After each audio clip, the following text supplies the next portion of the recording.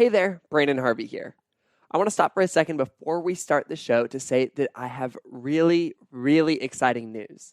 Issue 5 of the Good Newspaper, our print newspaper filled with good news, is finally here. The Good team and I could not be more excited for you to see what is inside. Honestly, we are hopeful, we're tired, we're full, and we're still in shock that we've been creating this newspaper filled with good news for over a year now. We hope that this new issue reminds you that you are not alone in your desire to find the good in the world. The Good Newspaper is a quarterly print newspaper that celebrates the people, ideas, and movements that are changing the world for the better and equips you to take action on the issues that matter to you. It's often when we as a people get to the end of our rope that we find that someone is still fighting to make a difference, still persevering no matter the time, circumstance, or political climate. Those are the stories we share in the newspaper. Issue 5 is dedicated to telling the stories of the people, ideas, and movements that have not given up on making a difference in the world. Inside our newest issue, we include stories of journalists saving democracy, Mormons showing up to support LGBTQ youth, Nigerian heroes, inclusion in the intimate apparel sector, and the global eradication of polio. And uniquely in this issue, we also give a good news story on how to plan a wedding that's ethical, environmentally friendly, and gives back. Don't miss out on all of the real messy hope inside our newest issue. Be among the first to pre-order issue 5 of the Good Newspaper. Just go to goodnewspaper.co or click the link in our show notes. Okay, now here comes the show.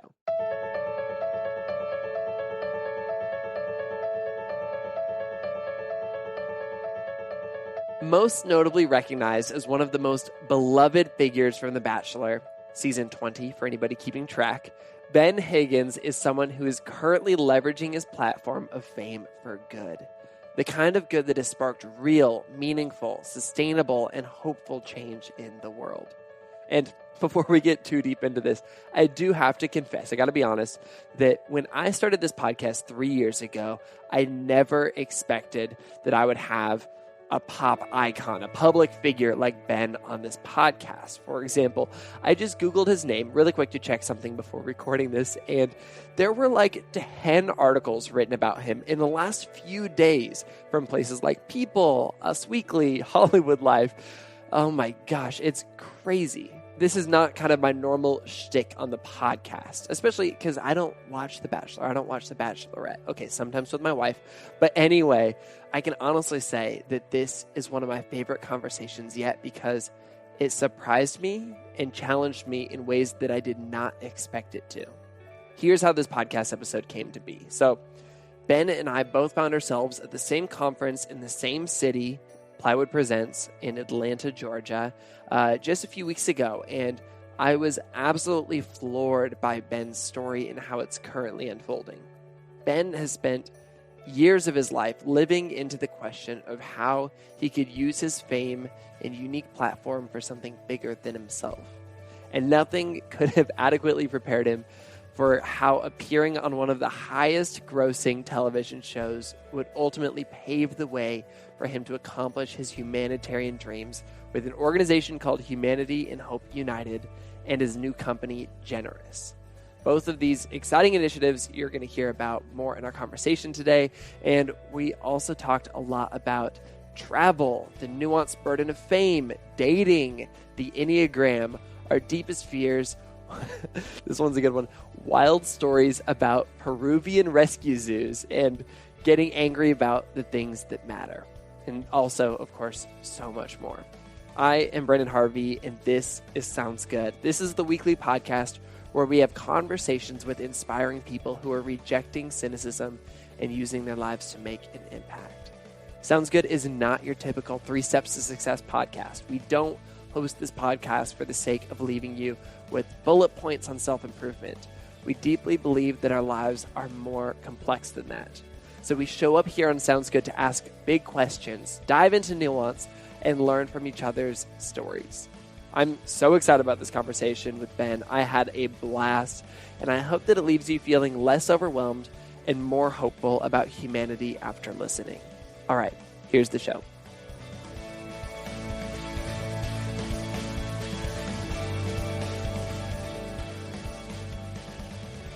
you and I are here at Plywood Presents, a cool conference focused on nonprofits and stuff, and that's why we're here in person in Atlanta together. I've never been to Plywood's. You've been traveling a lot. A ton, yeah. I think I said the other day, it was like 70, this is my 73rd trip. What? Of the year. Of the year? Like flight, so oh my segment. Gosh. It's getting a little ridiculous. Yeah, when was the last time you were home? I was just actually home, so here's Good. a crazy thing.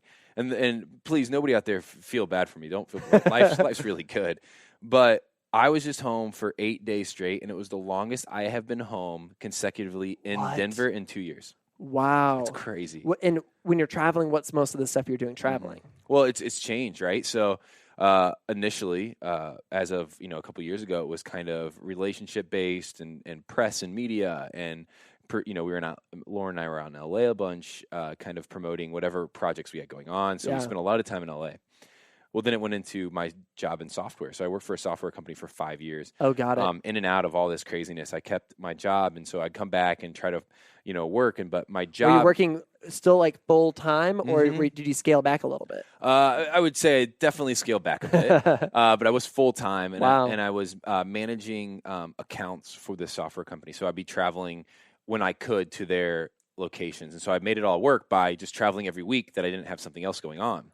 Oh, Then wow. I left that, and I'm sure we'll dig into this, but now I operate a company called Generous. Yeah. And now travel has to do with that. Promotion, That's cool. Speaking, connecting people to that story.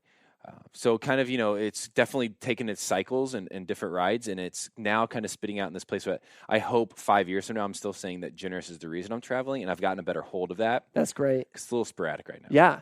Man, it's so interesting how that journey went. It was basically full-on bachelor, and then back to almost a sense of normalcy in real life, and then back to something that you have a little bit more control on and that you're kind of creating. I want to bring it back a little bit because I think a lot of us have a decent idea, for those of us who follow you online, of what, your life has looked like kind of post-bachelor, mid-bachelor, but I want to go back a little bit further and talk about your childhood. Like, tell me about you as a kid. Where did you grow up? Okay, so I grew up in Warsaw, Indiana. So it is north central Indiana. It is a town of about 14,000. Okay. And the closest town to us of any size is 35 minutes away. So we are an isolated, weird little community that we have 5 major orthopedic companies headquartered in this small town that's in the middle of cornfields. Super weird concept. And it also, something that I think is interesting, it's built like it for a long time was the Methodist capital of the world. Really? Yeah. So you had like Billy Sunday. Yeah. Had his home there. Grace College, a pretty prominent. Did you grow up Methodist? I did. Okay. Of course you did. There we go. Yeah. I mean, you have to. Which in the Methodist really capital. messes with you as you get older. It's like, wait, I was Methodist because everybody else in the community was Methodist. So that's, That is interesting. And then I'm an only child. Grew up in a great family. And then went to Indiana University. After Indiana University, I moved to Peru. Whoa. Okay. Wait. So this is speeding up fast. This is fascinating. Before we get to Peru, which I did not know about, I want to ask what were kind of some of the pros and cons, the ups and downs, if you will, of growing up in kind of small town Midwest. Mm-hmm. Well, I think the hard part today that I'm seeing is it's very Christian. Like to not be a Christian is to be the minority. Interesting. And so for me now, it's kind of deconstructing the popular, phrase. Because it's built built into your culture far more than it's a choice to 100% to choose that. Yeah. You don't even need a real interaction with Jesus to know, to claim to know Jesus, right? Yeah. So it was the culture of the time. It was the cool thing. Unlike most places in the United States or in the world, it was the cool thing to do to be a Christian. Yeah. So if you weren't, you were definitely on the outside looking in. That was one concept of growing up in a small town. The other part, and one I appreciate dearly, is, in Indiana, we don't have a ton of options on entertainment. So simplicity was what we were content with. So nowadays, like getting bored isn't a familiar feeling to me. Yeah. I don't know if I've ever felt the feeling of boredom. I know what it would be like, but boredom doesn't really exist, mostly because I think my whole life was you're either going to be really bored all the time or you're going to find a way to entertain yourself. Exactly. So that was something. I grew up in a small little town too, and not quite as small, but fairly isolated still. And it was really interesting because we had to find things to do. So sometimes an activity was like, let's go to Walmart. And then that activity would turn into, well, let's buy a watermelon. And then that activity would turn into, well, let's throw this off the clock tower. Yeah, 100%. And that's a blast. It didn't hurt anybody. We made sure of it. And I'll never get bored again because I can always throw a watermelon off a building. Yeah, well, it was nice of you not to hurt anybody, but Yeah. we would do weird and wild things. Yeah. We would shoot fireworks out of places that we shouldn't be shooting fireworks out of just to see what happens. So we did hurt people, actually. Oh, no. But yeah, it's just that is what I grew up with. That's kind of the world. So anything from then on out was a little bit intimidating, but also very exciting and new. Yeah. My worldview, I guess, was very small. But back then I didn't know any different. I was pretty content. Yeah. So we were initially, when we were kind of planning this conversation, we thought that we were going to be talking with your good friend Riley as well. Mm-hmm. And Riley sounds like an amazing guy. Did you meet him growing up? Were you friends as children? Kind of. So Riley's 5 years older than me. Got it. And he grew up in the same hometown as I did.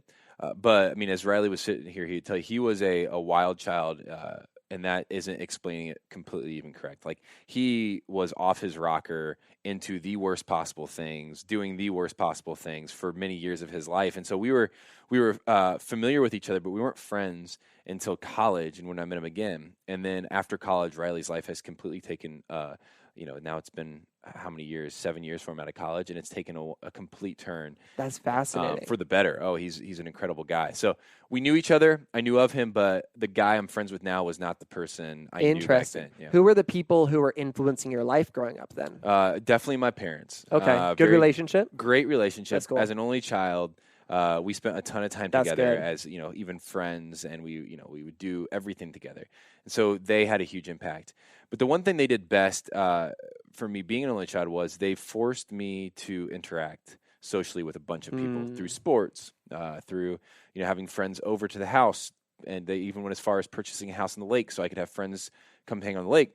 So I was never alone. I was never, I never felt like an only child because I always had a friend there pulling time or pulling space that, Yeah. So I think that intentionality is fascinating. Yeah, they really did a good job at that. And so I had a really solid group of friends that I treated like brothers and sisters that I think they just were like, yeah, we're just friends. But I looked at them as brothers and sisters and extremely huge confidants in my life because I didn't have anybody else. In some interviews you've done, you've talked about this idea of feeling unlovable or unlikable.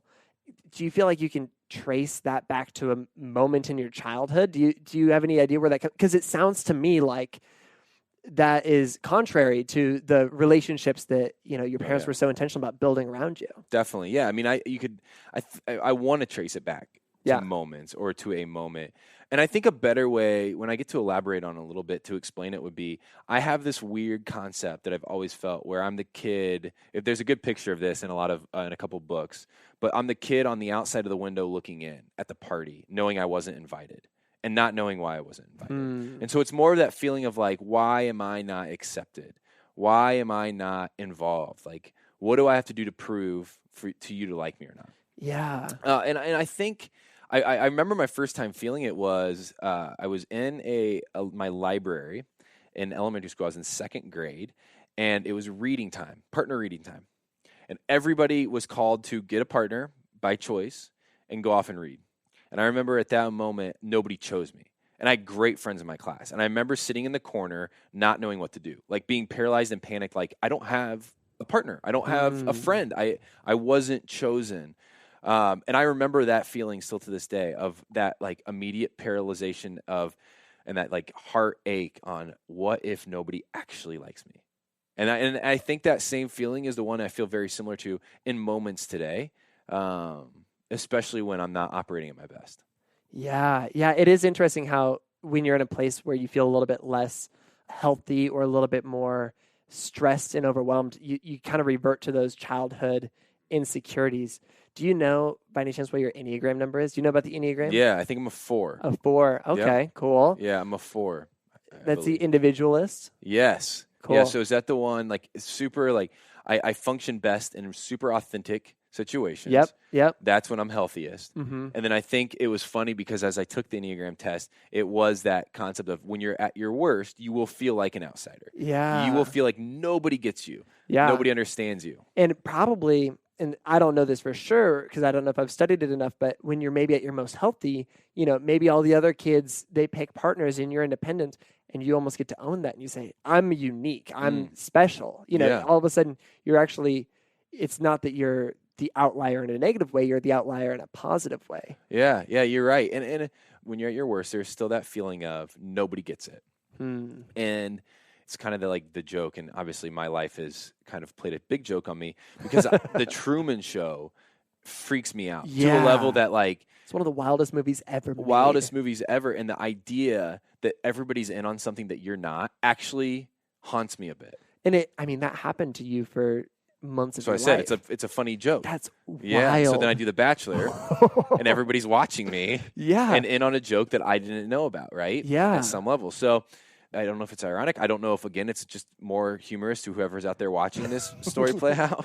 Who knows? But that is, those are the two things in my life that, I haven't came to terms with in my faith walk, in my personal walk, in my relational walk, is feeling confident that this isn't one big joke. Which then leads me to kind of close your question, is to my biggest fear, and this still sits with me today, is I don't understand, or I don't have a firm grasp at all on what happens after death. And so that's where, when we start getting deep and we start functioning and asking really hard questions, it's that's where my mind goes, is what if this is all it? When you were growing up as a Methodist kid, surrounded by all these other Methodists, not specifically Methodist, but more just kind of the general faith world, I feel like when you're around a lot of people who are culturally a part of this thing, sometimes when you get outside of it, it feels like a lot of people are faking their certainty. There's less faith and more presumed or assumed certainty. Everything feels black and white. And the further that I deconstruct and get out of kind of the cultural faith that I experienced, the more I go, I don't, that thing that I believed about life after death, I don't know what I think about that anymore. Do you feel like that's something that you have thought about as well, of kind of deconstructing maybe some of the certainty that may have been projected around you? Oh, yeah, 100%. I mean, I think you hit it. It just takes somebody entering in their 20s and seeing them leave the faith or question the faith for the first time, and knowing that they have nothing to fall back on, and because of it's been a cultural thing and it hasn't actually ever been a choice, and it's not really even real to them, for me to start asking that same question. Do I really believe this? Do I really know this? Do I really have a relationship with the God that I've claimed to know and felt comfortable with? I mean, I say it now as if you take away Jesus from me, you take away everything. You want to see my world crumble, you take away the certainty that is Jesus. Yeah. And so that's what was happening. Slowly but surely, the things that I was holding so closely to that kind of were in relation to Jesus were the same things that all of a sudden I see my friends start to give up on. Yeah. And I couldn't disagree with them.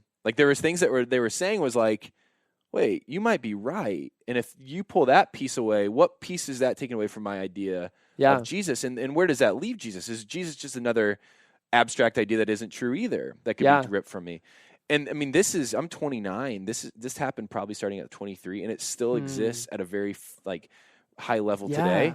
But what's happened now, as I've been in it a little longer, it's became this beautiful journey where it's kind of the parable of the potter, and I feel like things are just getting chipped away, but there's still one thing that continues to stay constant, and it's so this is this beautiful deconstruction, which is obviously a key word today.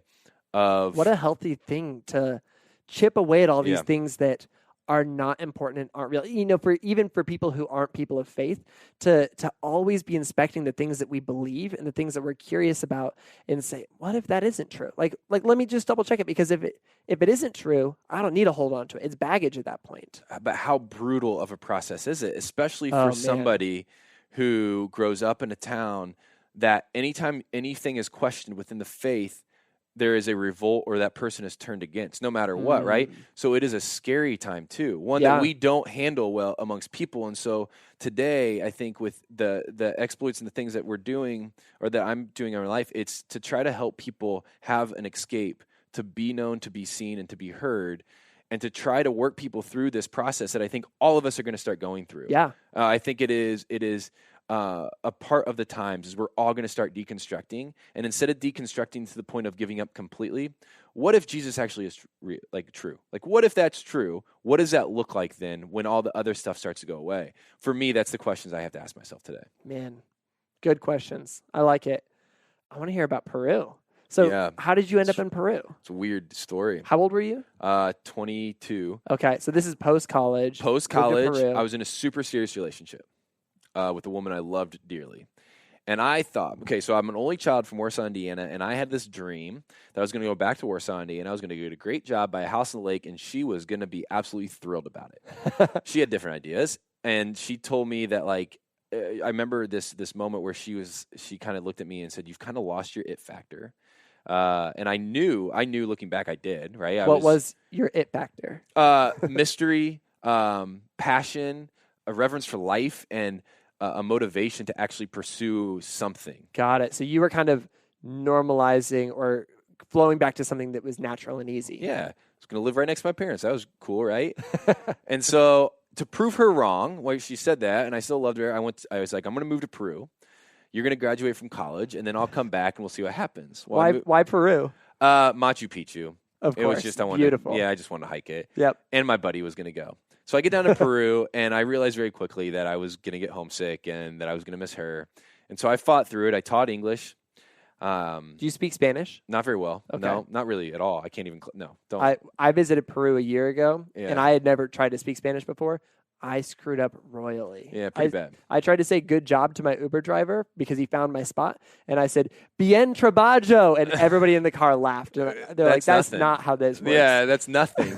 And so here's what gets crazy with Peru. So Peru is this like journey for me to prove to myself that I could be a person that actually was interesting, that could live a good story. And that was going to be my story, right? Mm-hmm. That was going to be what I talked about for 20 years.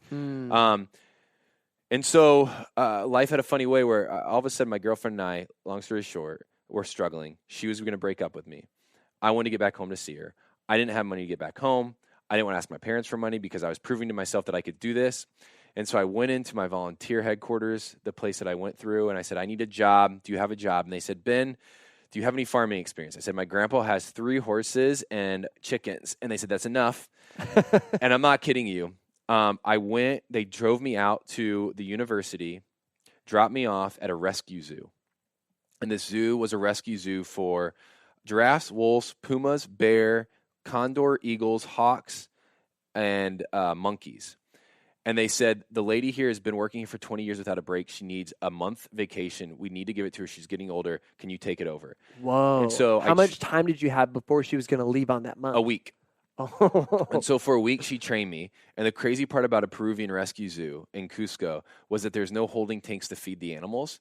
And so it's chain link fences. And so you actually go in with 2 people, one person with a stick that wards off the animals. The other person dumps the food and then picks up. So I have all these videos and pictures of me inside of a bear tank, like with bears surrounding me and pouring out their food and just running out with wheelbarrows. Like my buddy who went and helped me for 2 days went in to clean the monkeys. And the spider monkeys jumped on his back, punched him in the head and bit him, sent him to the hospital. And so for a month of my life, I ran a Peruvian zoo. And I came back, and it was like... That's the title of this podcast episode. Ben ran a Peruvian zoo. Yeah, and I legitimately did. I have pictures and videos to prove it. My buddies and I from this home ran a Peruvian zoo for a month. And there's a good lesson from that, is I finally got home, and I look back, and I thought at that time, if I allow this to be the end of my cool story, if this is the most interesting thing I ever do, and this is pretty darn interesting, I thought, I won't be content with that. I won't be okay 70 telling my grandkids this story and saying at one point in my life, this is all I did. So then that's kind of where I moved to Denver, took a job, and before you knew it, I was on reality television. Wow, that is fascinating. What a thing to have this experience, be like, this is amazing, and realize that you can't let that be the most amazing thing you've ever done. Yeah. You did other traveling before The Bachelor, right? Definitely. Yeah. Okay. Yeah, definitely. So tell me a little bit more about kind of some of those other trips you took. Yeah, I mean, I think I traveled a ton with my family. Florida, Mexico, your typical stuff. But there was this constant in my life where I go to Honduras with Humanitarian Hope United. And when I was 15 years old, my family and I took a trip with a church group to Honduras. And it was my first time ever seeing poverty up close, or poverty with my own eyes. And it really confused me. It angered me, not because of the poverty, because there didn't seem to be a good solution. I was having a weird God complex where it was like, why? But in my mind, as a very unintelligent 15-year-old, like, why are these people poor? What can we do about it? And it was like, nothing, right? This is just the birth lottery. They're stuck. Yeah, we as white men in, growing up in middle class and wealthy America, we have a certain level of privilege that you show up and you're like, oh, other people don't have the same privilege that I do. Well, it's absolutely crazy. What are you talking about that you don't go eating for a meal or that you don't have clean water? I don't get it. And so I came back to the States and I went down to Peru or Honduras one more time. And still was unable to process how we fix it. And now I travel to Honduras a couple times a year with Humanitarian Hope United because that's where Riley, who we talked about, my buddy, came in, who was on that trip with me, and he came back, and he was smart enough to actually say, what if we started to build sustainable change in these communities that we're seeing, to actually partner with them, to not give them anything, but to partner with them to get them from point A to point B and see them succeed, because they're people too. They're smart people also. They're confident and they have they're competent enough to hold jobs and to supply for their families. And so that's where now my international travel kind of was born from, was this idea of we can help and I want to partner with you to do it. Yeah, man, I love that idea of saying, hey, these are people who, they have ambitions and dreams and skills and abilities. There's just an obstacle in the way that, that's in the way for them that I didn't have for me. Why don't we work together to get rid of those obstacles? 100%. So that's kind of where my life now has been born from, was that one trip. Man, okay, so you guys both come home from this trip, and Riley has this idea. Did you have, were you kind of thinking up something, or is he just the total idea I'm not very smart. Yeah, I struggle. So it was 7 years later, actually, when he came up with the idea. Wow, okay. So he was working in corporate America. He was working for a large financial services firm, making a ton of money. And finally, life broke him. And he kind of had started forming this idea that we could actually partner with people in the developing world and not act like the saviors and not look down on them, but just partner with them and build up these communities by just letting them know that they're loved, that they're seen, that they're heard, and that they have skill sets that can transfer over to making them successful in the healthiest of terms and the healthiest of ways. And so 7 years later, he came up with this idea. And I remember he came to me because I was so angry still that this first mission trip I took, where we went down, we passed out food boxes. And then we left. And the next year we went down and we passed out food boxes. And we left. And the people were still the same. They're still crying. They're still yelling. They're still begging for this food. Yeah. And they were still hungry a week later. Yeah, it's 1 week out of the year they're fed by you guys, but that's I felt like there was no relationship there. Yeah. And I was angry about it, and I had this anger still. For 7 years I held on to it. For 7 years I spoke about it. And Riley came to me, I remember this moment, it was at a wedding, and he said, hey, I have this idea. And we didn't know each other well at all. He goes, I have this idea. Why do you think he chose you to tell this to? Because I think he knew I was so angry. I had been pretty outspoken about what I thought mission trips were, and that I didn't like them. Isn't anger a good thing in that way? Like, great thing. I love that anger can be so motivating and can be like, no, something's got to change. Something's got to change. But here is where my issue lied. Yeah, I don't know how. Totally. Is there an option? Like, my idea of international travel was literally passing out food boxes. What else is there? I don't think I could even conceptualize that you could actually purchase a plot of land to build a small business, to employ the people from the community, so those people found jobs that could then, with the jobs and the salaries they had, pay for their kids to go to school.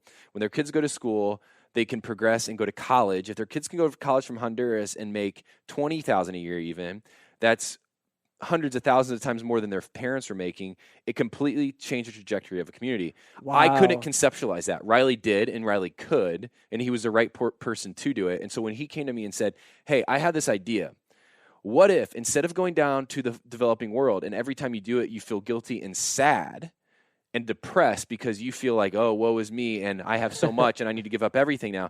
What if we built an organization that every time we went down and invested into them, we went back, and they're in a little better place, and a little better place, and a little better place, until one day they're so sustainable and they're functioning at such a high level that we could actually say goodbye to them and just be friends with them. Put yourself out of business, and we're just friends. That's amazing. And he goes, what if that happens? Oh, and at that I just point, got goosebumps. Exact. And I said, at that point, I said, I'm in. And now we're 8 years later, functioning in 3 communities, and we're functioning in 3 communities, and moving on to a 4th this year. Incredible. So for the first time ever, 23 kids are going on to secondary school, which will send them to high school, which will hopefully send them all to college, coming from communities that have felt unknown forever. So for me, I guess over the last 8 years, I've seen what partnership and what true love can do. And it's changed the way I view desperate situations, I guess. Wow. Yeah, because all of a sudden you see this problem and you realize that there is a solution, you can be a part of it, and that one day that solution will actually result in no more of that problem. Yeah, I mean, exactly. What if we actually strategically and efficiently invested our resources and our time and our energies into something that would be lasting for the betterment of the future and not just to fill a void today? Wow. And that's what Humanity and Hope has been doing. Man. And it's what a lot of our lives in my friend group, this is a cool thing, man. A lot of our friend groups are part of this organization. And so when we get together now, yeah, we still kick back a good glass of bourbon, we still talk life, and we still celebrate, we'll still take trips. But we have a common bond that is Humanity and Hope United, that allows us to speak and talk and share about something a lot bigger than ourselves. And it has kept our friend group so tight. When you ask, who did I rally around myself as an only child? Who was my support system? My support system are the same friends today that they were back then. No because way. we've had a common bond for 8 years that isn't about just our friendships It's bigger and about than the you. petty. It's a lot bigger. We have something to do, something to pursue, we have to fight injustices. And lucky enough, we get to do it as friends. Wow. And that's especially fascinating because you've got this thing that's bigger than you, and then you went on to do something big. You went on to show up on The Bachelor, a popular guy on The Bachelor. And what I love is that this is still bigger than that. Oh, so much bigger. So much bigger. bigger. It is. It crushes The Bachelor. So here's the cool thing. So I got put on The Bachelorette because it just, by a series of coincidences, finally an executive at my company who was a huge fan of the show, she said, I think you need to do The Bachelorette because you're a sad young man. This was right post Peru. So I came back to Denver. I was working in Denver and I was sad and I was lonely. Oh, wait, because your girlfriend broke up with you. Girlfriend broke up with me. It. I was single. I lost my it factor. Everything was falling apart. And so she goes, you got to go on The Bachelor. So I, signed up. They called. I went on. I did that whole thing. It was a great experience. I had great friendships. Wait, how did you feel signing up for this? Did it feel weird? Did it feel right? Yeah. Well, so at this point, I was pretty pathetic. And so signing up for anything was you can't, your ego and your pride can't be hurt any worse. Is that a common factor? Maybe this isn't a good question to ask, but is that a common factor for people who show up on the show? It's an underlying factor for many. Some people have massive amounts of confidence, which is another issue. You don't get many moderates. No. Yeah. I mean, that's the same with President of the United States. You don't get anybody who's like, I don't really think I should do this. It's all the people who are super. Yeah. They've got the full thing big going personalities on. Can, talk your ear off, which we're doing today. So I went on. That felt weird. Walked out of a limo and on The Bachelor. I remember looking around me and there was lights and there's cameras and there's people. And as soon as I walked in the house, I knew that was going to be a wild ride because my worldview was going to be changed completely. You had people from all over the world sitting in this one house dating one person. That's a whole separate category. But actually being in a house without phones, television, books, whatever, and having to get to know your castmates and friends was a very intentional time for me to get to know people without the same belief system, with a lot more success than I had, with crazier stories than I had. So it kind of put me in my place even again. That's really fascinating. It broke. Yeah. I broke completely. I was already broken. I broke completely on The Bachelorette and almost was rebuilt. Because here's the cool part about that show. Do you feel like people saw you breaking, or was that more internal? Oh, they saw me. Okay. Yeah, they saw me. But it was, when I break, I get quiet. I don't break and react loud. Yep. And so it didn't make great television. And so I was breaking. But what a cool thing happened during that show, and The Bachelorette is a past life for me, but this is a huge moment in my life. The whole show is based on you talking about yourself. Every day, at all moments, there are interviews about who are you, what are you looking for, what makes you tick. And I was broken, and then I was rebuilt on the show because every day I had to talk about myself. every day I had to share it. And that's where the unlovable thing came from. Oh. That's the moment that I said, I've never admitted this, but I feel unlovable. I feel unlikable. I've never been confident enough in myself to share it. But I had talked about it so often that I'd wrapped around it, that I had tried to skirt past it during these interviews so much that finally I broke. And I just said, I feel unlovable and I'm not okay about it. And that became my cry. That became my stance. And from that moment on, I was healing. And it walked me into The Bachelor. And you probably didn't, you were obviously unplugged, so you couldn't see this. But as you were sharing that, the world, I would imagine they started to say, me too. You know, they say, oh, I relate with that. I relate with that brokenness. Far more than you saying, I'm strong, I'm confident, I've got it all together. Yeah, I'm the best thing out. No, like my brokenness built a community around me that was far more than I could have ever That's imagined. incredible. And it was really just, and what made it even better was it was out of a super authentic moment, like of me actually breaking on camera and being like, super weird that it had to happen this way. Not ideal, but maybe it is. You know, like it sucks that now, at the time I had to also talk about and confront my biggest insecurity. But then also I had to confront and talk about my biggest insecurity, and my friends and family now knew my biggest insecurity. People knew me better, actually knew me better. Yeah, that's really interesting, because oftentimes when you build a platform, you put a certain version of yourself out there. It can sometimes be less authentic than the true self. And so then your friends and family who are seeing this, but also know the real you, they're getting these conflicting things. And I love that this somehow randomly built a stronger relationship for you. 100% it did. And so fast forward a little bit, get off the show, get asked to be the Bachelor. I'm getting ready to get on a plane. And I called up my family and my friends. My very last friend to call was Riley, because we had been doing a lot of stuff together in terms of projects and business and with the nonprofit. And all of a sudden, I was sitting at the airport in B Terminal in Denver. It hit me. I said, for the last 2 months, since I was announced as the Bachelor, my whole life has been about myself. I've been answering questions about myself. I've been responding to what my love life could look like, what I dreamed of it looking like.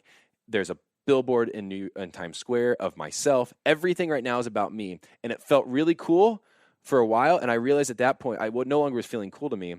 And so I called up Riley and I was like, I'm struggling, man. Like, I'm getting ready to walk into this experience. I'm getting on a plane to fly to LA to start this show. And all I know is that this whole thing has been a selfish pursuit. It's to find my wife. It's to promote me and to make me look as good as possible so that women are attracted to me. I don't know what to do with this anymore. Like, is this what we had always talked about? And he shared with me then. I still remember, he goes, how about you try to use this for something bigger than yourself? And at that moment, I said, what is that thing? And he goes, well, you already have H&H. What if you just use this to promote humanity and hope? Wow. Like, that simple, that clear.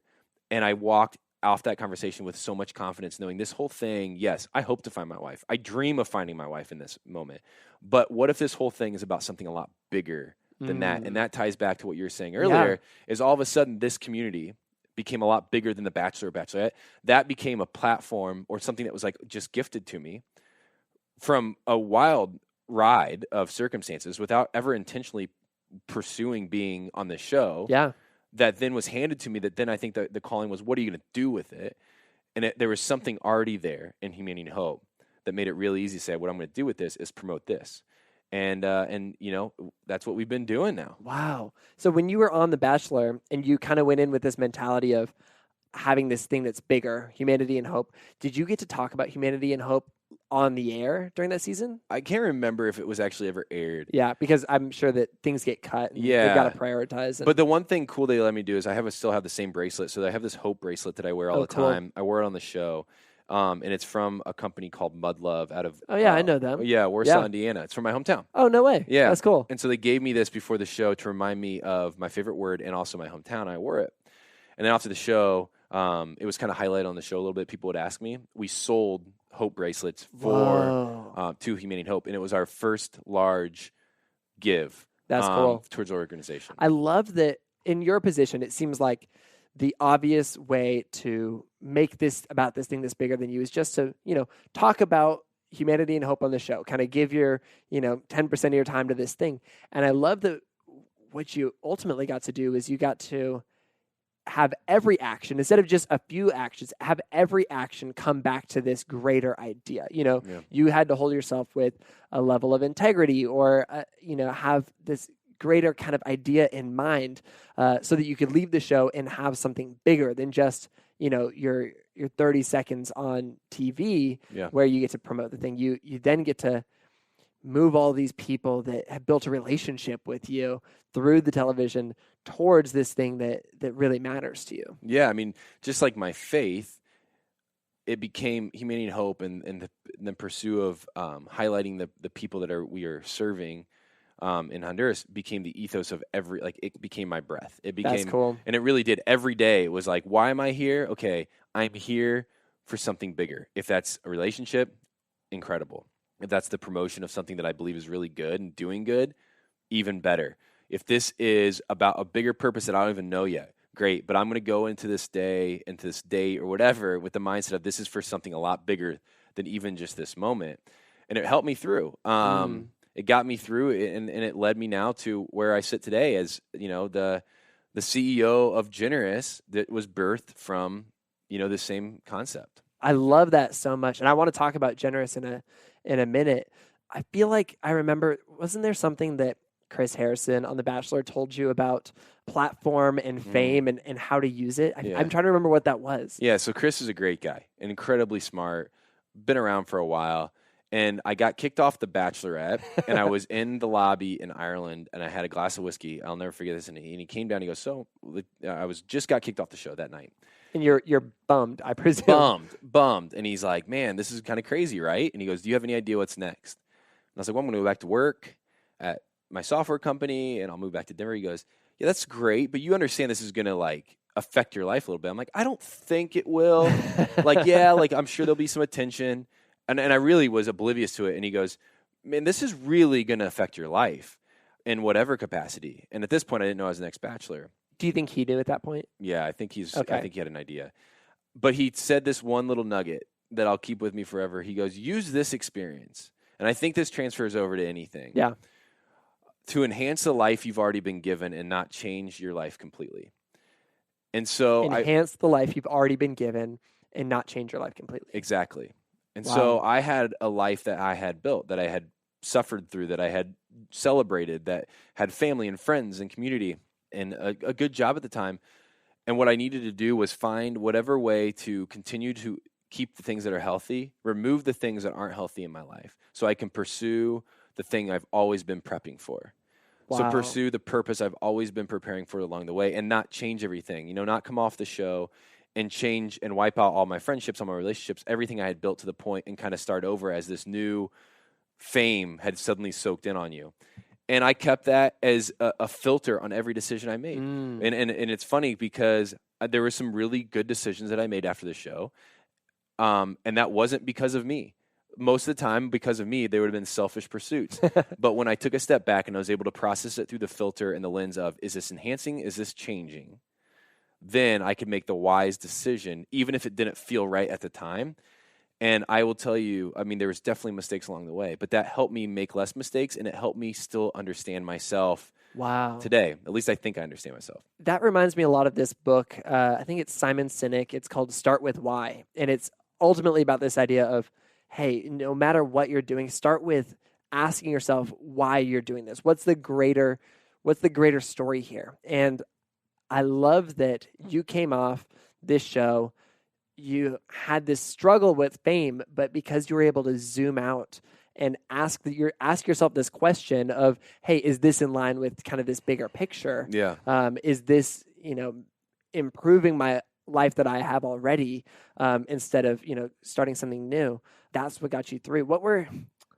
I can imagine it's not that easy. It's not just quite as easy as that. What were some of the real hard parts of fame? Oh, because they hit you hard, man. The Bachelor is a wild, wild thing. It's a wild thing, and it's a personal thing, and it's allowing really people personal. into your most intimate moments. Because it's real for you when you're on the show. 100% I think real. it's pretty easy to look at that and be like, this is all just, Craziness. a part of a show. But for you, it's, you're in this environment, you're fully living there. I fell in love on this show. Man. Right? I mean, I was engaged for 18 months from this show, and it was a real engagement. So for me, this 70 years from now, whoever my future wife is, And my grandkids ask me, Grandpa, were you ever engaged before Grandma? I'll have to say yes, and I'll say in this moment, this will affect my life forever, and for the most part in a great way. I think the issue with fame, I've came to the conclusion, and a buddy of mine, Corey, said this: humans are not meant to be famous. We're not made to be famous. There's only one name that should be and can be famous successfully, because fame, when done in a selfish pursuit, is not everlasting, and it is a burden that we're not meant to carry. Now, granted, with a caveat there, some people, for whatever reason, are famous. So the question then is, what are you going to do with it? What are you going to do with that fame? Some of the issues are obviously the criticism and judgments. You can build a tough skin. Words still hurt. You can get 1,000 things. There's a ton of studies out there on this, but you can get 1,000 things nice said about you, and the one mean thing hits really deep and really hard. Especially coming from people who have known you and grown up close to you. The other piece of fame is that everybody pulls at you, right? So you're always being asked to be in 1,000 places at once, and as soon as you can't abide by those requests, you've changed. You're a different person, and that hurts deep, especially because my one motto right now, or really has been, is like, I'm not going to change.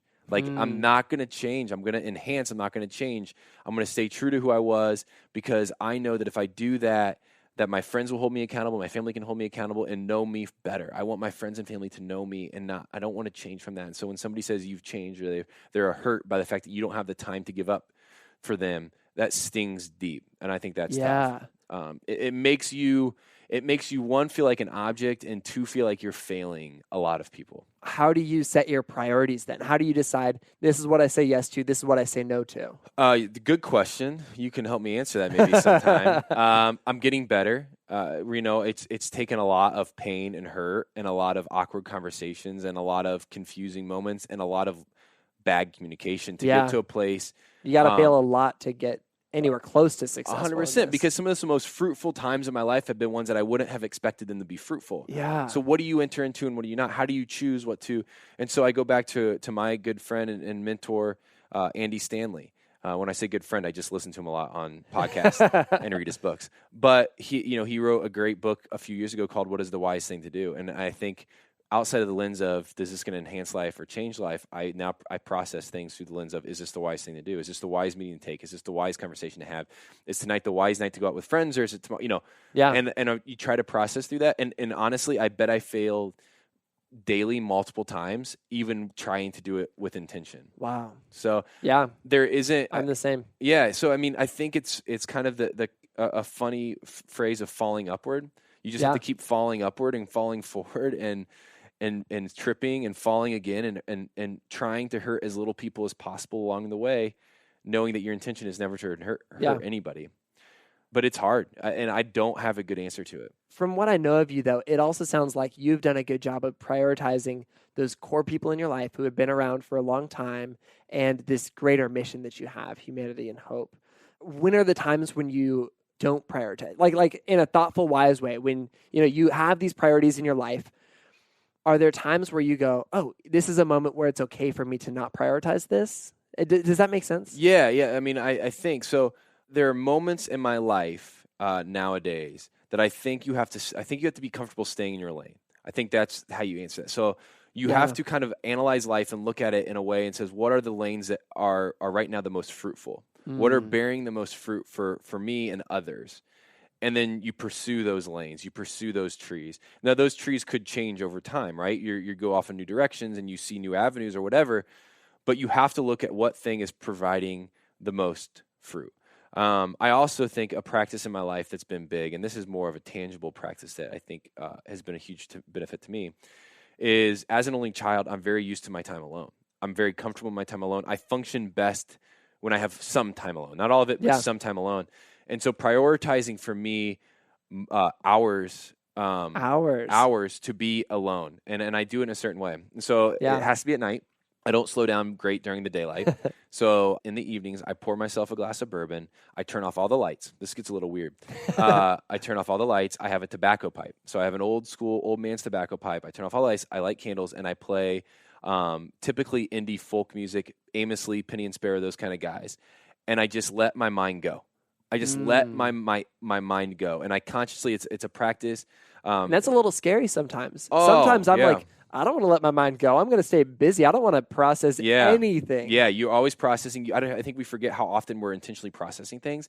And so I just let my mind run and go. And it is scary. Sometimes I walk out of that in a very like contemplative state. Sometimes I walk out of it super refreshed and renewed and with the ability to conquer the world. Wow. Sometimes I have my best moments in creativeness during these times. Dang, I'm inspired. But that is a practice that I've implemented into my life. And so I can run pretty hard as long as I have that time and that moment to just let myself be free. Are you able to do that while you travel still? No. Man, okay, so that's hard. almost the hardest part about traveling. It's not the wear and tear of airplanes. It's finding that time to be alone. Yeah, it's finding the time to be alone. Here's a hard part about travel, and for everybody out there listening, if you travel at all. For me, I travel, like I said, 70 plus times already this year. Every place I go, it's seeing somebody new, somebody I haven't seen maybe in a while. And for them, and for me even too, it's a cool interaction, right? So let's go out for dinner. Let's go out and show you the town. For me, it's something that's happening 3 times a week. Yeah. So it gets exhausting. It's a constant renewing of a new relationship or a new interaction. And it wears on you a bunch. And so setting boundaries in travel is something that I'm not good at. I haven't been good at it. And that's something that is at the forefront of hopefully a progress or a process that I'm getting better at. I'm with you. Man, tell me about starting Generous Coffee. So you're a few years out of The Bachelor. Mm-hmm. You are continuing to want to, prioritize this mission, this cause, this ability to make a difference that you care deeply about. Where did Generous Coffee fall into this? Yeah, so on a trip with Humanity and Hope, Riley and I were down in Honduras, and we were around a couple older gentlemen who had kind of mentored us along the way, and they had ran a nonprofit in Honduras for many years. And we were walking around. I was still working software. Riley knew I wanted to get out of software. I knew I wanted to get out of software. I felt like it was irresponsible for us not to take advantage of the platform that we had been given by doing something different than anybody else, not just endorsing products and endorsing things, but actually like building something that was sustainable.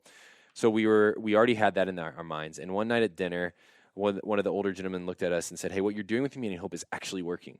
Like, crazy enough, like social causes and nonprofits can actually work. What you're doing is actually working. There's a tangible effect that can be quantified. They're specifically talking about on the ground. On the ground in Honduras. The impact it's having. But they said, what happens if your fundraising runs out? We had gone from a $40,000 a year nonprofit to over a $300,000 a year nonprofit in 3 years. One of that is because of some hiring of some help for Humanity and Hope. The other piece of that we can't neglect is a platform that allowed us to promote to 1 million people in a click of a button. Yep. And so we all of a sudden had this new kind of bubble of fundraising, not knowing when it could burst. And so the guy said, "Hey, what happens if your fundraising runs out?" And we said, "Well, we'll call them new fundraisers. We'll do new campaigns." I mean, this was our legit answer. He goes, "That's not enough. Like, I'm saying, like, what if like your fundraising runs out? How are you going to continue to serve alongside of these people?" And we said, "We don't know. What is their advice?" And their advice to us was, find a corporation to back your nonprofit so it has a sustainable piece to it in fundraising, or build a for-profit of your own that can support the nonprofit. So we came back home, we prayed about it, we talked about it, and that's where Generous was born. Generous was born, and it's now my full-time job. It's the company that I am the CEO of. I operate day to day. Generous exists to sell products with stories behind them, mostly coffee. So we sell specialty grade coffee, so it's the best coffee in the world that you can find that's traceable and single origin from 9 different countries. We sell T-shirts made out of plastic bottles that are created by women in Haiti who are paid $15 an hour plus retirement, insurance, time off in an air conditioning facility, unheard of in Haiti. And what we want to do is sell these products and build on more products that have stories behind them so that we can donate to the nonprofit. So right now we donate 10% of all revenue to Humanity and Hope United. That will always be that way. They'll always be our main beneficiary. Our hope is that we can fully fund the operational expenses of Humanity and Hope United. Amazing. So every donor dollar can go to the ground. And then every quarter we have 5 to 7% that's donated to up to our discretion to other nonprofits or social causes. That's really cool. So yeah, Generous nowadays is a platform and a marketplace to say we want to be as generous as possible with our time and with our resources and with our services so that we can actually make a tangible difference in the world for good. Wow. Is that energizing for you? Is that exciting? Does it feel good to, first of all, be starting something because Riley beat you on the first one? Yeah. But also to be, so I'll join him on the second. Yeah. Yeah. It really is. That's awesome. It is energizing. I think the best part is it feels purposeful. So it's not That's always easy, good. right? You're still operating a company that donates a lot of our margin. There's some business issues that we struggle with. But it's energizing in the sense of it gives me a purpose, again, way outside myself. For me in my full-time job, I'm just a little vessel along with a bunch of other little vessels that help push this forward. And you're familiar with this. But this doesn't exist, and it's not successful unless we have people participating in it with us. So if we have customers and consumers actually purchasing our products who are saying, hey, I'll pay maybe $1 more for a bag of coffee because I know it's going to something good. I know it's going to something that's actually making a difference. So this is a movement. This is a group of people that I hope join together to say we're going to do something good in the purest of ways and buy products that we're already consuming that's really good products just because we want to see the world become a better place. And I get to be a part of that. I get to see it every day. I get to wake up and answer the emails, answer the phone calls, plan our next, fundraising trips. And this gets me my job. That's pretty cool. That's so cool. And I just want to say that I think that you've been able to build a community around generosity because you have modeled for people what generosity looks like. Because you have a platform where it would have been so easy for you to just do the bare minimum of a famous person, the bare minimum of somebody with influence or money, but you took things above and beyond. And so you don't have to respond to this, but I just want you to know that I think that you're modeling that well, and that's why this is working. Well, thank you. I do appreciate that a lot, and it means a ton to hear because sometimes you forget to even compliment yourself sometimes. Yeah. But I believe this too, and it would go without saying. I trust Jesus enough to when he gives a command to love others and to serve others, that if I do it, it's going to be beneficial for me also personally. Selfishly, I get a lot of joy out of it, just like most do from serving. But I have to trust Jesus enough to know when he calls me to serve well and to serve intentionally and to give up everything, in quotes, for his kingdom. If I do it, like, good stuff's happening, and it is. I get to say it with you. Like, you're not sitting here talking about The Bachelor.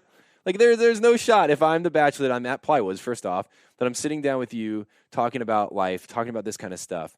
God has been really good, and not just in this, like, fluffy way that's like, yeah, God's good. This is all part of his plan. No, there's been intentional steps to take to get here. But God has been good in the sense of when he said, hey, if you serve others and you love others well, good things happen. Like, life makes more sense. For me, at least in my faith journey and what I believe, based on that commandment, life has made more sense. I'm loving this. This is so fun. I want to talk for like 10 more hours, but I feel like that would cross a line. And so we got to wrap up at some point.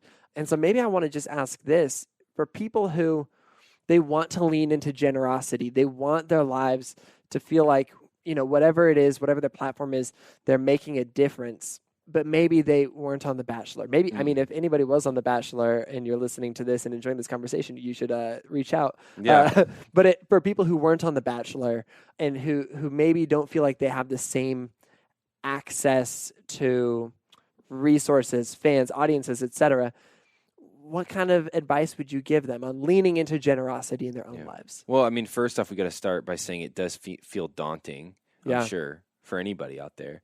Second off, I think it's a very clear and it's an easy statement for me to make. But first off, we're all the same. I just happen to have been given a platform, right? So let's take the platform out of it. I would love to tell everybody out there, and what we try to do is, and because we mean it, is every person listening to this is important. They were created, and my buddy says this perfectly, on purpose and for a purpose. And so if you're created on purpose and for a purpose, your purpose is incredibly important to the lives of others. There's a great parable, not to continue to make this super Christianese, because I really don't try to live life like that, but there's a great parable out there that depicts this perfectly for me, is where Jesus left the 99 to pursue the one that had gone away from the herd. And I'm just thinking, if one life can be changed through anybody's pursuit of purpose, then that makes it worth it. That makes your story incredible. That makes your role in this world important. And so to do that, here's the situation. If you're listening, you're important. You're cared for, you are loved, and you're supported, but you are important. The next piece is, there's something in your heart that's tugging, that's saying, I need to fix this. This is an injustice that I can't see, that I can't sleep at night, or I can't deal with, that makes me angry like it made me angry. I wasn't smart enough to process what to do about it. You probably are. So there's something out there that's making you angry. We all have it, right? If there's something out there that's making you angry, go fight it.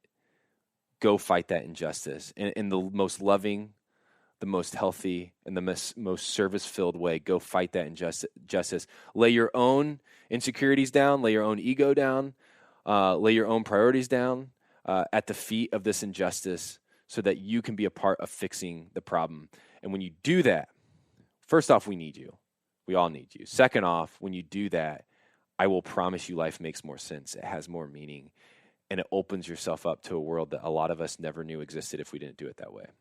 So that would be my command, I guess. My calling would just be, if you're listening to this, just know that you are needed. We don't get told that enough. Like, you are absolutely needed. Don't sit there and say, I don't have something to offer. Don't sit there and say, I don't have a platform to speak on. Don't sit there and say, I don't even have the brains, because I don't have the brains either. Step out and do something about what makes you angry. And man, this world could be a cool place.